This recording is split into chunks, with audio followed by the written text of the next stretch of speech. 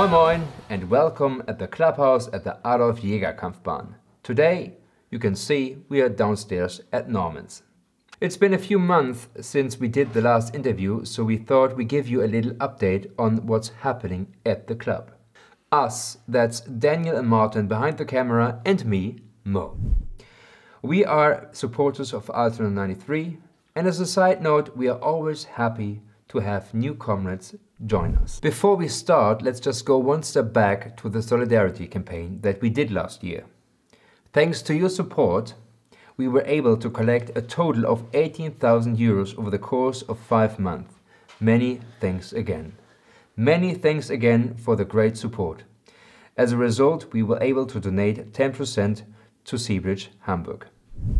Sad to say, but the last game we saw at the HJK with beer was actually 1 year ago. Not only do we miss their regular visits to the Adolf Jäger Kampfbahn, but also the club is missing the profits which would have been generated during a normal season. Which also means the budget for the next season is a bit in jeopardy. Of course, this heavily depends on how things will look like in the course of this year, including if spectators will be allowed to attend the game once they will commence. Nonetheless, it will be very difficult times going forward, and the club is forced to plan for the Regionalliga and Oberliga, both financially and from a squad perspective, as we simply don't know at this point if the season will be continued or abandoned. Either way, we hope the best, because one thing is unfortunately very clear. In the medium term, it is not actually an advantage if you play in the Landesliga and have to move to a new stadium in 2026. So you can imagine that there's a lot of work going on behind the scenes. It also doesn't help really that the annual club meetings had to be postponed twice now, because it was not possible to hold an in-person event due to the contact restrictions. Due to the pandemic, a few positive events have fallen under the table here and there. To bring you up to speed, we would like to mention a couple of noteworthy things. Our second team got off to a good start before the interruption. The new managers, Jacob and Nick, are doing a very good job. Then, there are 2 new prospective players in the league team, Levi Benjamin Kusta-Litovori and Alex Tsarikos. They played for the second team, but are also training with the Regionalliga team, which is a good sign for the changing structures in the club. Speaking about changing structures in the club, we'd like you to know that the fan shop is now run by members of the supporters department on a voluntary basis since September 1st, 2020. And the new merch and online shop have been very well received, at least that is what we've heard. Couple of the changes that come with taking over the fan shop were a focus on working with local shops to produce new merch and emphasizing the use of fair trade clothes. We started working with Direction Black Ferry on new designs and products, so make sure to check them out for non-Altona 93 related stuff. We are also working on a cooperation with Lonesdale, who share the same values and support initiatives that combat racism. We would also like to ask you to please get in touch with us if you have ideas or designs for fan articles, whether shirt, scarf or patch. Everybody is most welcome to join. In the upcoming weeks, there are also a couple of activities planned to get in touch with our fans again.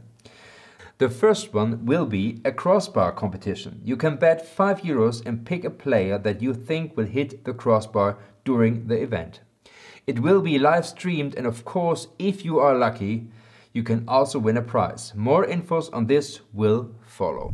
As I'm sitting in the clubhouse now, I'm told to say hello to you from Norman. Being out for almost a year now and not knowing what to do next probably triggers a certain lack of perspective in every bar owner. But he will not give up and of course hopes to be able to start as soon as possible with events, preferably on May 1st. To this end, he will install a HEPA 14 air filtration. There are enough inquiries, but he cannot plan in this situation. Anyway, Norman misses you all very much and hopes to see you all again soon. Norman, we also look forward to ordering a beer at this bar again soon. Finally, we would like to mention that our friends from Dulwich Hamlet have not been doing so well either in the last few months. It's a bit complex, but I'll try my very best to summarize what happened. At the beginning of the season, all clubs were asked hand in a budget outlining expected lost revenue, which then should be covered by funds for the month of October to March. Cool. But then the solidarity with the clubs gradually decreased. The mentioned period has been shortened to 3 months. They unfairly changed the criteria for awarding the funds and ended up in telling the clubs to take out a loan of £250,000 to cover the financial shortfall in order to be able to finish the season regularly.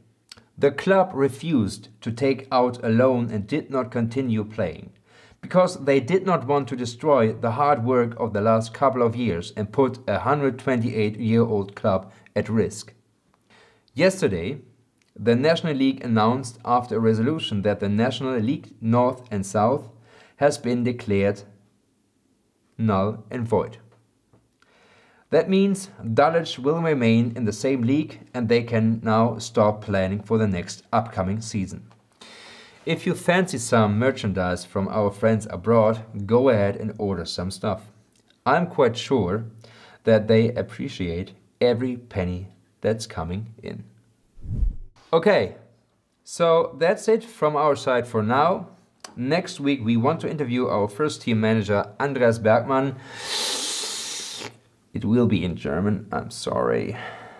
But if you have any questions you would like to ask, please write us. Stay healthy and see you soon.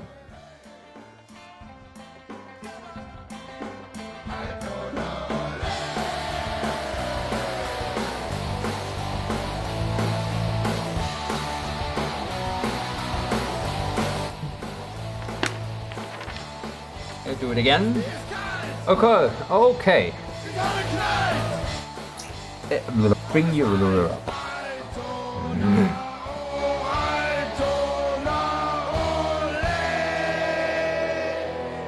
a class 1 medical device.